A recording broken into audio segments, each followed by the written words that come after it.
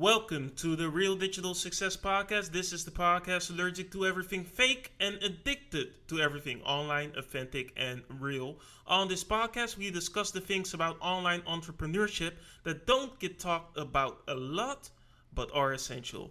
I'm your host, Rocher, aka the meticulous marketer, the improbable interviewer, and the practical podcaster. Today, we have a special guest. Because we're going to talk about a thing that I'm really excited about, and that is podcasting. The name of our guest is Gresham, and he runs the CEOblognation.com blog. And he also does daily podcasts on there. Compared to me, he's a veteran, so I'm going to ask him everything possible that I want to know about podcasting. And I hope for those that are interested in getting into podcasting that they can learn from this too. So without further ado, let's get into the show. Welcome everybody. I'm here with Gresham of CEO Blog Nation and Blue 16 Media. And I'm very excited to have him on the show because there's finally somebody I can ask about this podcast experience. And personally, I'm really excited for it because as a beginning podcaster, these are the types of interviews that I really got into it for. So Gresham, thank you for being here. I'm super excited to be here. I appreciate you for having me on. Let's get started right away. Who is Gresham, and how did you get to the point where you are right now? Well, that's definitely a complicated answer. I mean, I think that it's always funny to kind of look back at our journeys and where we end up being and how we ended up being there. For me, I always, say I've been kind of an entrepreneur at heart, somebody that was always interested in creating stuff. And that was well before I even knew what entrepreneurship was or what it even sounded like or looked like or how it manifested itself. But I was the kid that, sold potato chips on the playground. I started a family newspaper when I was 10 years old, when my father went TDY, he went to another country, and it was a way for us to connect. And I also sold the subscriptions to my family members. So I did all of those things. And the only reason I bring that up is because when I was trying to figure out what I wanted to be when I grew up, I started to look at things that I did before I did it for attention or did it for money or did it for recognition or any of those things. And those were kind of some of the things that I went back to. So fast forward a lot of years, I graduated from Howard University in 2009. And then I graduated from Georgetown University in 2010. And I bounced around to a bunch of different jobs, got laid off once, was going to get laid off again. And all along those times, I started to really read about entrepreneurship and business and found out like a lot of those dark economic times, like similar to probably what we're going through now. A lot of entrepreneurial people came about, they created solutions, they found problems. And the more I read about it, the more I looked at my past, I kind of felt like I was coming home, so to speak, or I felt like I was home when I read about those entrepreneurs. So I devoted myself to really just interviewing entrepreneurs and business owners in blog form. Finding out why they started their business, advice that they would give, and it kind of manifests itself into so many other things. I started a digital marketing company after I was getting laid off or going to get laid off from my last job, and that's what kind of led me somewhat to where I am today. Oh, yeah, nice to hear. As I saw, you are the owner of CEO Blog Nation. As it says in the title, it's mostly about blogs. But I noticed you shifted a lot to doing podcasts. So what made you get into podcasting? Yeah, absolutely. So I started out first with one of the blogs called Herepreneur. And then I started to realize that entrepreneurs didn't, and it's here an entrepreneurs didn't just want to hear stories. They wanted to know, actionable advice and things that they did, they found to be effective. So it umbrellaed into CEO Blog Nation. And then I started to kind of create different kind of rungs of a chair, so to speak, where I had podcasts, videos and blogs so that people can take in content in different ways. So honestly, my podcast, the very first podcast I published, I guess you can say, was honestly me having an interview with somebody and just recording the interview. So my podcast actually started from there, where I was literally just having a interview of somebody. I would listen to that interview myself, and then I would publish it, on the blog. And I started to realize that, hey, there's some really valuable content that I'm listening to. I get to hear it. So why couldn't others, begin to hear it? So from there, it manifests itself into what became the CEO Chat podcast, which was a longer form podcast. But the goal was really to initially take these interviews and just publish them. And then it started to manifest itself or to evolve, I should say, into the podcast that I have now. And now the laser focused daily podcast that I have is the IamCEO podcast. So it kind of wasn't something that from day one, it just happened. It was something that kind of evolved just from me, honestly, just pursuing my interests and things that I wanted to know about personally. Nice. And what really amazes me when I look at your website is basically the amount of content that's getting pushed out every day, especially with the daily podcast, and then you have the blogs on the site, and then the different kind of blogs and everything under that umbrella. So it made me a little bit curious as a newbie podcaster.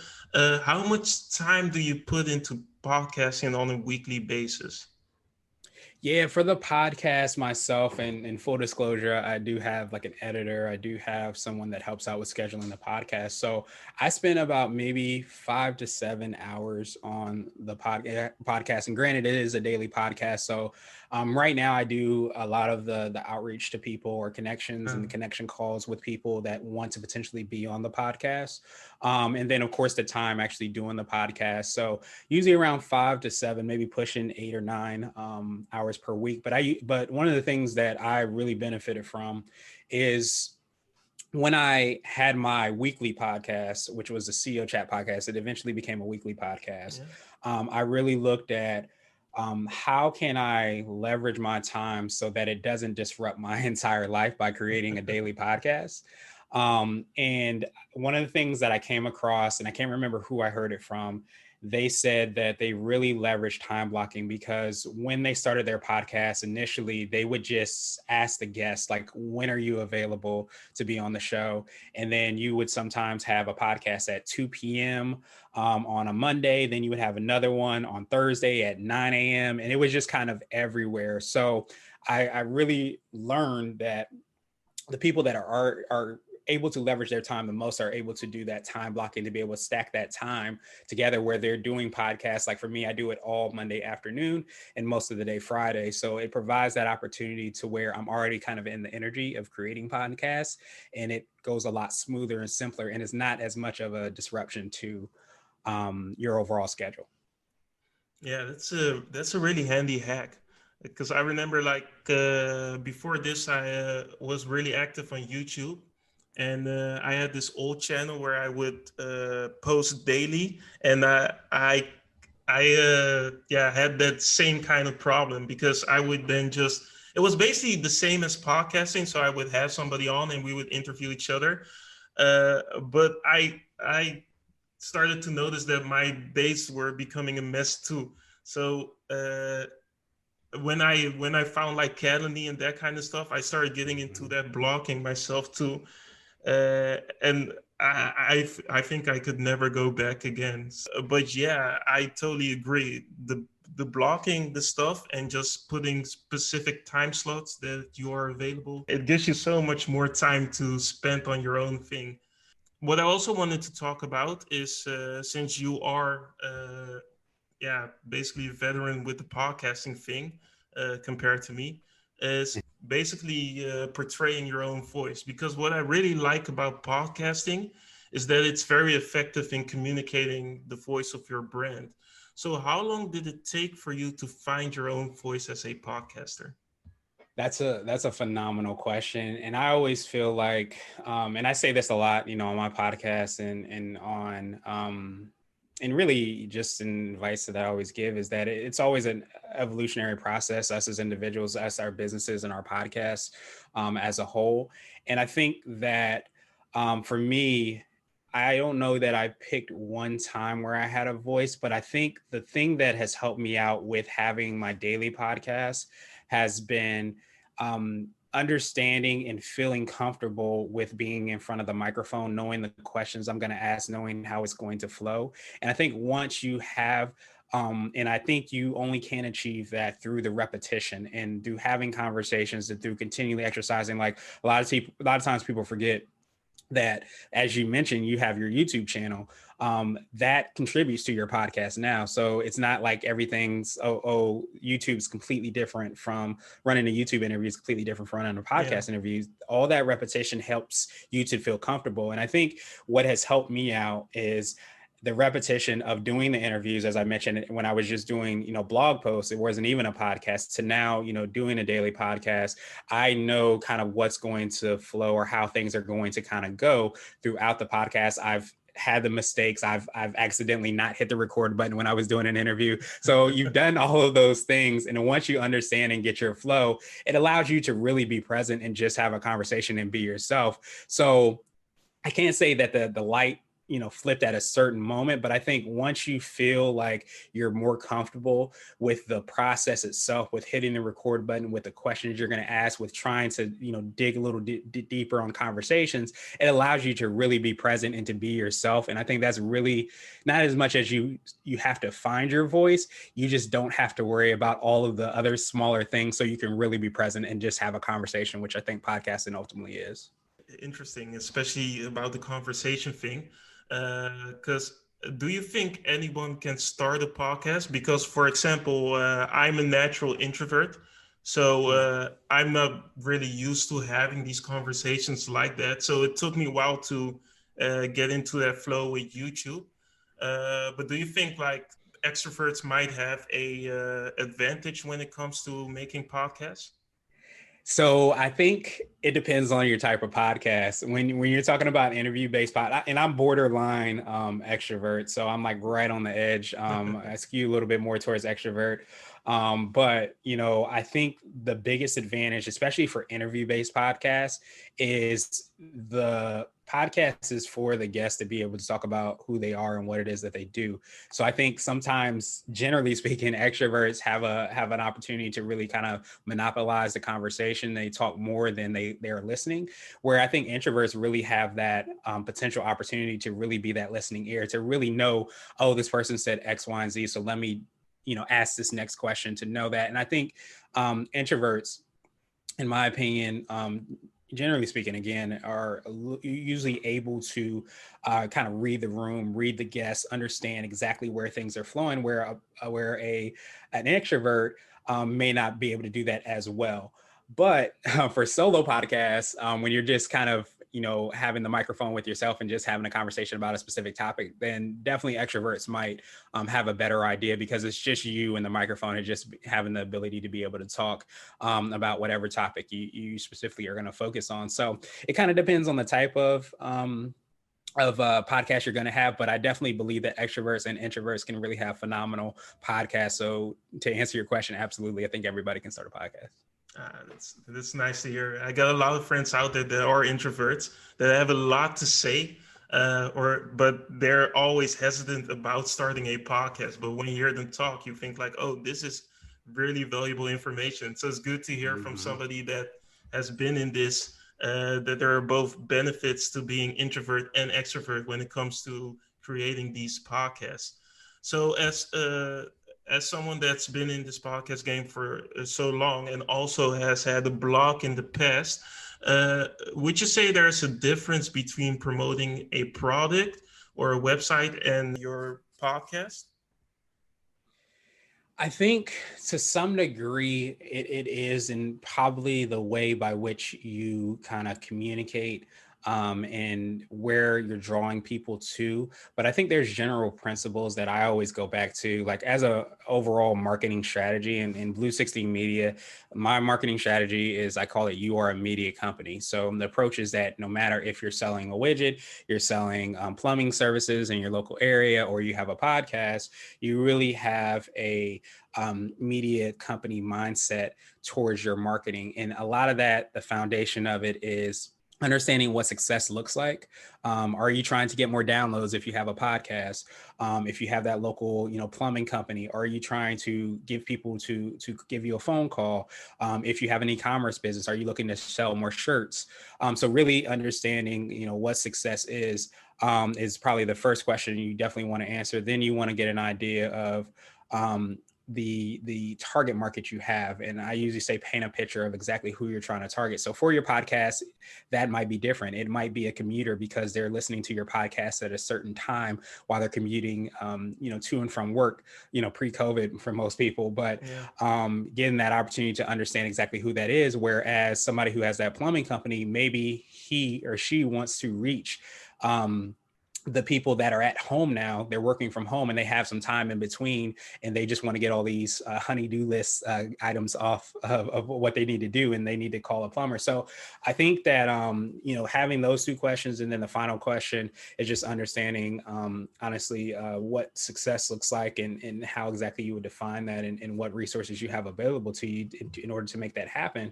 I think those three questions vary depending on if you have a podcast versus a business, but I think the framework itself is definitely valuable. You just might have different answers to it, which would, redirect your marketing strategy in a different way. In that case, so I can imagine that if you take that mindset of like you are a media company, that there weren't a lot of differences between the promoting the podcast and the website in that case. So you probably kind of had an advantage because you already were into the blog. Is that right?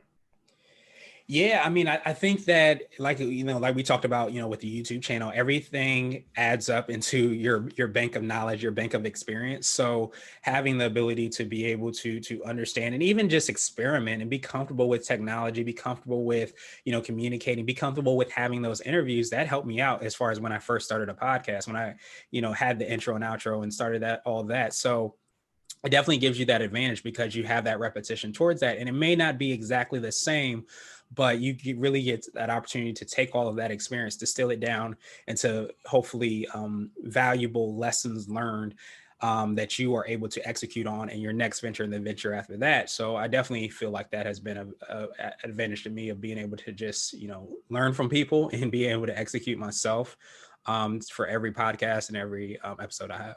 So you basically took what you could take from the other experience and put it in your podcast experience. But it makes me wonder though, because while a lot of these things are the same, I can imagine that you probably had to go through some roadblocks that might have been different for a blog compared to podcasting. If you had these different roadblocks, what were they? Yeah, for me, I mean, the roadblocks for the podcast itself were how to figure out how uh, kind of putting that time towards that or investing that time towards that would be something that would be valuable for me and my business and the people that are listening to. Because if you don't have a business that can sustain itself, it's really hard to continue with the podcast. It's really hard to continue with the blog itself. So that was one of the things that I really went back to I call it the lab, where I, think of ideas. I went back to the lab to really understand, like, how is this first podcast serving me? What can I do better? How can I maybe retool things so that it can be something that can supplement my business or complement my business? And that really was something that I had to really understand with, especially with Blue 16 Media, because that was my digital marketing business was really the business that helped me to pay the bills, to be able to go on trips and pay my mortgage and do all of those things. So to try to take time away from my core business, I had to really understand how it would really move things forward. So that's when I really went and try to reconfigure and figure out how can I reposition this or maybe invent the business so that it can complement my strengths, but also complement what it is that I know is already working. Interesting. So basically, your podcast complements your business, and is it something on its own? But I am curious though, because for the people out there that are trying to make a podcast but aren't necessarily trying to have a business next to that, do you have some? Do you know some methods that you can make money with podcasting without complementing it with without it complementing your business? I think that to me, and granted, everything depends on the amount of time that you have. I think that is one of the bigger mistakes that And granted, when I say mistakes, I mean that I wish I would have known that sooner. That I wish I did have a business to complement it. And when I say business, it doesn't have to be a full-fledged business. There's different ways to complement your podcast. So it doesn't have to be a digital marketing business. It can literally be maybe you're doing drop shipping, maybe you're doing affiliate links or something along those lines to complement and drive some revenue. And the reason that I say that that's important is because if you're able to spend the time, if you have if you have unlimited time, then by all means go and do your podcast and create that. But I really believe that having the opportunity to generate revenue will help you to be able to sustain the business, because I think so many times people don't stay with the podcasting because it doesn't actually generate revenue for them. So if you have that mindset in the beginning that either I'm going to tack this onto a business I have, or maybe just create something that provides some revenue as I grow this, it gives you that opportunity to really hopefully continue on with it. Because I think like you mentioned about introverts, so many people have really valuable things to say and really valuable content. It's just such a detriment to the world when we're not able to get that opportunity to hear that because the person may not have had a business to complement that. So I think there's multiple ways, to do that. As I mentioned, e-commerce, affiliate links, actually having a service-based business. But I would say that I wish when I started my podcast, I had bridged that gap a little bit better between Blue 16 Media and at that time the CEO Chat podcast, because I think that it would have benefited me better in the beginning. But I think you should really have that, because you're trading your time for creating these podcasts and creating that content. And the sooner you realize or figure out a way by which you can make that revenue, then it provides you that opportunity to do that. Yeah, and in other ways, there's obviously advertising and things, but you just have to have a either really focused niche that you're really going to drill down on, or you have to have a tremendous amount of downloads. So either figuring out something that you can really niche down on that nobody else is doing, and you can really provide that opportunity for potential advertisers to want to reach that target market, or you have so many downloads that people are beating down your door to be able to get on the advertise on the podcast. Yeah, I found it interesting, especially when you're talking about the niching down or narrowing down your niche, because the question then comes to me, like, should you be an expert in the niche that you are podcasting about? No, I don't think so at all. And I think that case in point, what you're doing is phenomenal, because I think so many times what I've benefited from is really learning from people. So you don't have to be the person that is, at the party. You don't have to be the person that's playing the music, that's cooking the food, that's letting people in. You can just be the person that's hosting the party. And what I mean by that is you're the person that has the podcast, you have the platform. So you invite the experts on to really have those conversations, and you try to ask really impactful, value-based questions so that you can get as much information and knowledge from them, so that you're able to showcase that to your target market. And when you're able to do that and you create that platform and that opportunity to do that, then you start to really provide create a platform that advertisers, that people also that want to reach that target market want to be there as well. So I think that's really the thing, is that if you're not going to be the expert, if you're not doing solo podcasts and just talking from your experience, why not? Or even if you do that, why not have some interview-based podcast content within there so you can really learn from other people? And I think that's one of the best ways to kind of, in my experience, sharpen the saw, so to speak, so that you're able to really get better and better and better at your craft. Yeah, that's a really nice tip. Even though I'm wondering though, right? If let's say you have a lot of these interviews and you're only doing interviews, do you feel like it might give you more trouble to stand out from the other people that are also doing these interviews?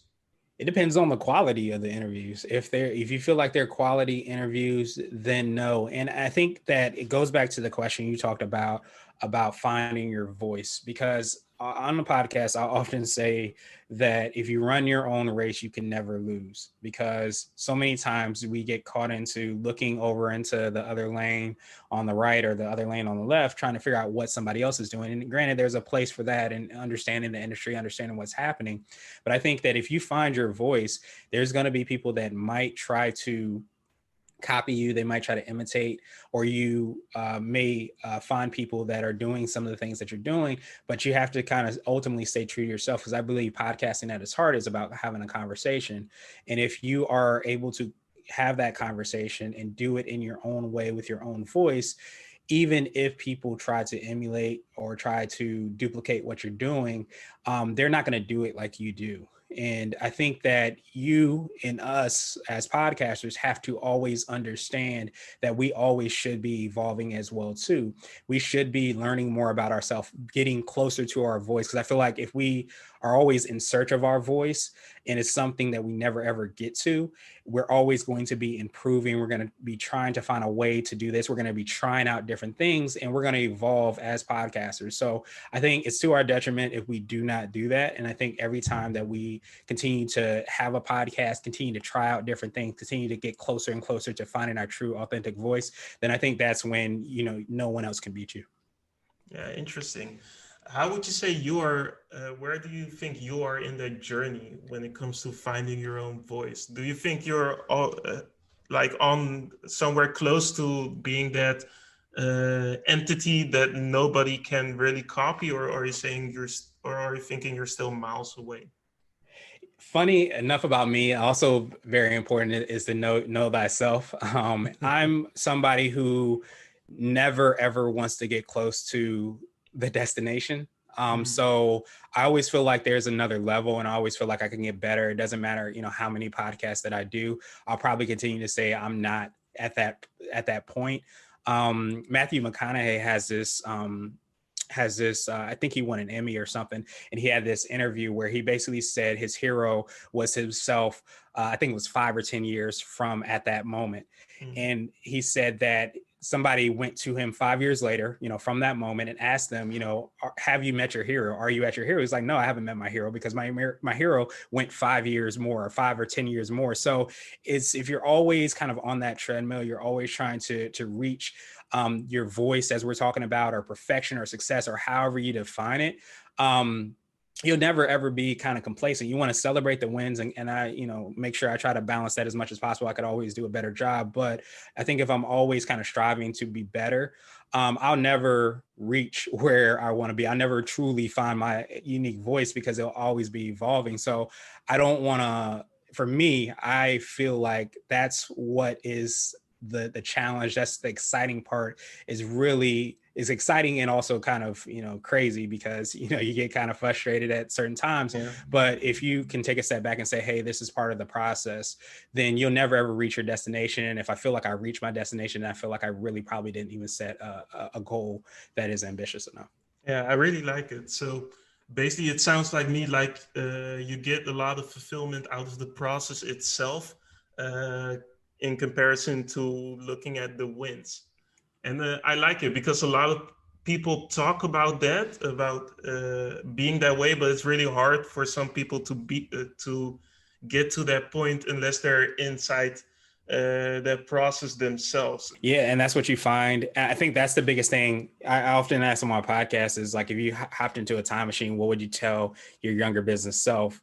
And that is probably the thing that I would tell myself, because I think so many times we see somebody that's further along in the journey, and we think that it is without pitfalls, it is without mistakes, it is without, not hitting the record button on a podcast interview that you did. But you realize that as you hear people's stories more and more, you hear that they make those mistakes. The difference is they get really wrapped into the process, they get really wrapped into the progression and the journey. And that's really where and how you reach success. Is not that person woke up and then they were a podcaster. They did YouTube. They had a YouTube channel, and they did all of those things. And then they started to pivot and create things. But it was not just from day one. It was from day 100,000 or something. Sometimes it feels like. Yeah. I find it really interesting to talk about that, especially like the process and the things that you have to go through to get to those basically 10,000 hours of mastery. And I also find it interesting to hear people talk about that. What I noticed in the past, and you probably noticed as well, is that blogging had its peak, and then basically kind of like died off as a subject. and podcasting and video took its place in that stead. But I was wondering, right? Because podcasting has now been around for a while, do you think people can still succeed if they start podcasting now? I think that, and even people that have been podcasting even longer, than me, way longer than me, and are definitely experts at the field, have said that it's kind of a niche audience, but it is broadening where people are listening to the podcast. But you kind of have a very specific type of person and usually time by which people are podcasting, because a lot of podcasts are consumed, when people are commuting. And one of the reasons podcast downloads kind of, dip, during COVID is because there's a lot of disruption in so many different ways, but also in ways people were listening and paying attention to podcasts. They were either, they might've been commuting. They might have been potentially doing it in the gym or listening to the podcast in the gym, but all of those things were disrupted. So I think there's definitely an opportunity, and it just depends on what success is. Kind of like going back to those three questions I talked about, how you would define success and what exactly and who exactly you're trying to target is so important, because you can have success if you understand what that is, what it is. But I still think that there's a very strong place and time for the kind of combination of understanding that there's not just going to be a person that's just listening to videos. There's not just going to be a person that's just listening to podcasts or just listening to blog content. When you're really able to, and definitely even from a digital marketing standpoint, combine all of those things, and you can basically connect with people in so many different ways, that's really where you, I think, want to try to move towards. But as I said, it doesn't have to be that on day one. It might just be you really like writing. So maybe you start out with a blog and you write the best blog post that you can, and you write the next best blog post that you can, and you start to really get and fall in love with that process. And then you might say, okay, well, I did an email interview, or maybe I did a recorded interview, so maybe let's make that into a podcast. And then you start to evolve and you start to do that and complement to what you're doing for your blog, and you start to evolve from there. But I think, again, like kind of what we went back to, I think it all depends on where you're trying to accomplish, what success looks like. But I think that if you really drill down and understand what that is, I don't think there's necessarily one way to do that. I think podcasting can definitely be a way. And I think it's a phenomenal opportunity to really be able to have those conversations, but it may not connect with everybody. So you really have to know, this is my target market. This is who I'm creating. This is what success looks like. And the podcasting is by the ingredient or way by which I can do that. Okay, nice answer. Then to wrap this interview up, I always ask my guest this question because this is the Real Digital Success Podcast, and we want to get basically to the real of things. What is one thing about podcasting that you don't think gets talked about enough, but is very important? Well, we kind of touched on it before, and I think it's really promoting the podcast. One of the interesting things about podcasting is there's not really one set way that you can listen to a podcast like it is. Sometimes, of course, there's different ways online, but a lot of times you can Google, if you're looking for something very specific. So you find like web pages or blog posts that are there.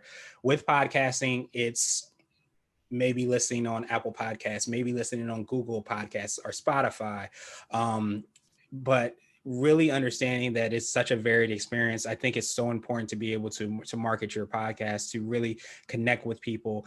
I leverage my podcast as a really great way to have connections and have relationships with people as well. That's one of the really hierarching goals that I have for my podcast, is really to be able to network and to connect in a unique way and in my zone of genius. So I think that not realizing that people won't just come to your podcast, people won't just listen to your podcast because you just created it, that you have to actually market, you have to actually put in the time to get that information out there. It's really, I think, one of the things that people don't realize as much. And I think that it's not just podcasts, it's in business and in so many different ways. We have something really, really great that we're doing, but we want to let the whole world know, but the whole world won't just know. It has to really be done with sometimes sweat equity or marketing or so many different things that kind of are in alignment with that. And I think when you do something and create something great, you want to remember that you want to spend probably, if not as much time, probably more time being able to kind of promote it and get it out there and set that up from that standpoint. Uh, so how would you, just as final question, how much time would you spend on marketing that? I always say if I had $10 to spend on, building something and marketing it, I would probably spend $2 on building it and $8 on marketing it. Uh, And I think that the beauty of it is when you're able to market it, is you're able to reinvest into the building of it and improving it. I always say, like, if you're creating something, just call it the 1.0 version. Just say the 2.0 is coming out tomorrow, the 3.0 or whatever, because that's really what I've learned and what I wish I knew is that it's not in having it all figured out from day one. It's really from evolving every day, every step, and getting better, trying out things. And I think so many times people spend $10 completely on building it and they don't have anything left to market it. And that could be money that I'm obviously talking about, or it could be time too. So really understand that I would spend more time kind of marketing, promoting, and branding and getting it out there in Facebook groups or telling your friends and emailing and doing all those things than I would probably building it and start to evolve from there. Okay, that's some great advice. Well, Gresham, thank you for being here today. I really appreciated that you basically gave us some knowledge that we can work with. And if you want to find Gresham, where could we find you? Yes, absolutely. So we were talking about podcasts. So you can find my podcast at ceopodcast.com. My actual website where I have links to everything that I'm doing is available at IamGresh.com, and that's IamGresh.com. It has links to Blue 16 Media, the podcast that I mentioned as well too, and loads of content that hopefully is helpful to everybody. Yes. Gresham, thank you for being here. And I wish you best of luck with the CEO blog. Thank you. I appreciate it. That's all for today. I want to thank you for listening all the way to the end. If you're interested in hearing more about Gresham or interested in listening to his podcast, you can go to CEOblognation.com. That's where his podcast is and all his websites and blogs. If you're interested in his marketing services, you can go to blue16media.com, and there you can find everything about his digital marketing company called Blue 16 Media. So yeah, that's all I wanted to say for today. This is the podcast Allergic to Everything Fake and Addicted to Everything Online, Authentic, and Real. This was an episode of the Real Digital Success Podcast. Peace.